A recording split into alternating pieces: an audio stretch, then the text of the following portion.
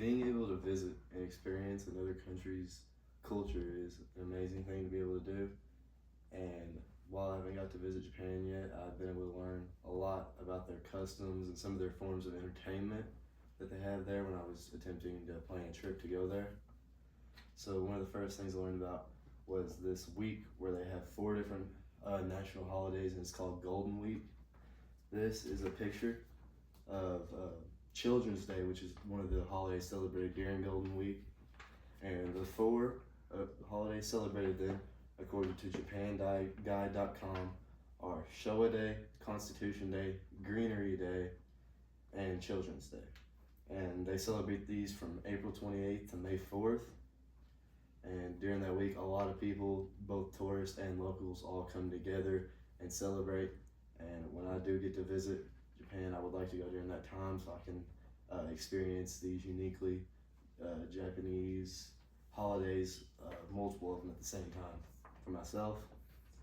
So secondly, some of the food that they have in Japan.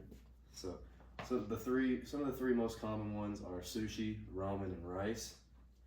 And according to JapanGuide.com, rice is actually the most important food and ingredient that they have in Japan. So I have some rice here just to show that they eat a lot of white rice in Japan with a lot of their dishes.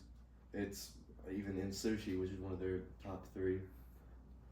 And almost everyone in the world can recognize sushi, and any Japanese restaurant you go to anywhere will always have sushi as probably their main course there, and mainly what they have there.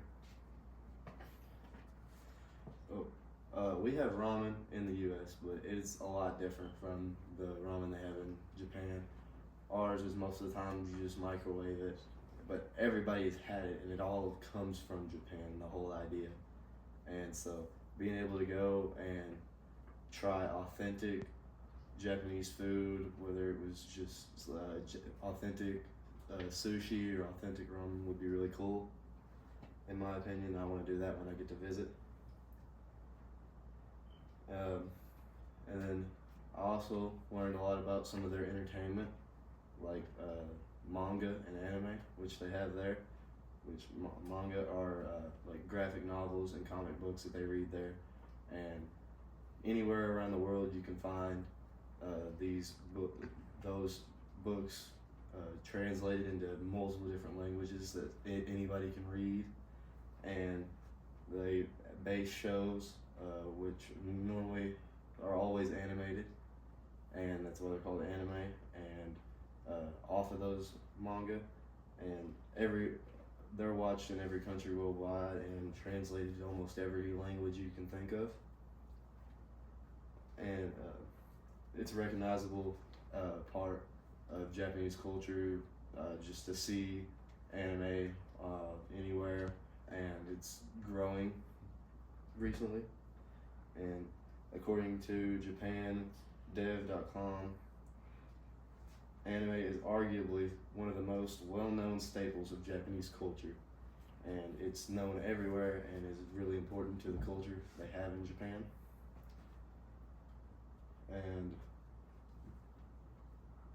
it really shows Japan's global influence culturally by being translated into many different languages, because it shows how much their entertainment, which is a big part of their culture, is liked worldwide, and people enjoy seeing it. And then also karaoke, which is everywhere across the world, actually originated in Japan and is really big there. And it's done everywhere and is a big part of their culture.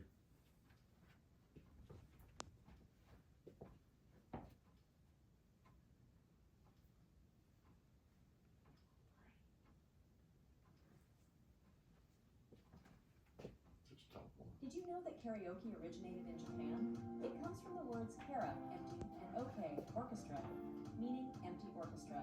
Today, karaoke has become a global sensation where people gather to sing their favorite songs together. Did you know that karaoke originated in Japan? So that video talks about what karaoke means, and it actually means empty orchestra, and that it's worldwide and everybody does it. So now you know that across that some of more of the things that they do in Japan, and a lot more about Japanese culture and how it is there, and how different they are from the U.S., but also how there's a lot of similarities between the two. Am I good?